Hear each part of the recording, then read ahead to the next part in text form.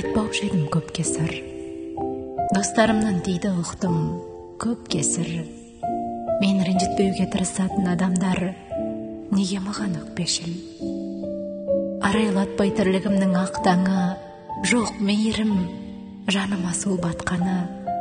Мен ылғида мақтап жүрген адамдар неге мені даттады? Жасқанғаннан жылап алғым кеп кетті.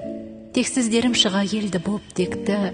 Мен жаныма жақын тартқан адамдар неге мені шеттетті? Ескермей-ақ күн кешемін сынақты. Сенгендерім бейгімнен құлатты. Мен қуантсам деп жүретін адамдар неге мені жылатты? Өмір сүрсем деп ерегекпін мен. Адам үшін көңілде жоқ кек мүлдем. Танысыма алыс болып содан соң бейтанысқа жақын болып кеттім мен. Сүрінбейін, сүрінсем кім демейді? Жалғыз өлең өмір құнын төлейді. Бағынуға тұрмайтын, тағдырға сағынуға тұрмайтындар көбейді. Кетер медім қия жақты мекендеп, аралдында қарыз қалай өтелмек? Ештеңені көп ойлайтын боп алдым, ешкім мені сұрамаса екен деп.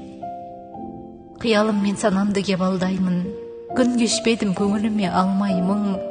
Бәрі шындық іздеп жүрген заманда мен біреуге шындық айта алмаймын. Өлеңдәрі жан дертімді жүрем деп, өзім жайлы мен мынаны білем тек, ойламаппын бес-ақ күнгі жалғанды, жалған күлімсірем деп.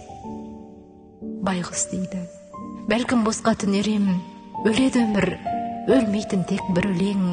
Бір білерім бар ғаламды жылатып, мен әйтеуір өлең өлген күн өлем. Ақымақпын, жоқ ойларды бағамдар, азды пенде, азды сосын заман дәл. Мені босқа жылатпаңдар жақсылар, мені босқа мұң айтпаңдар адамдар.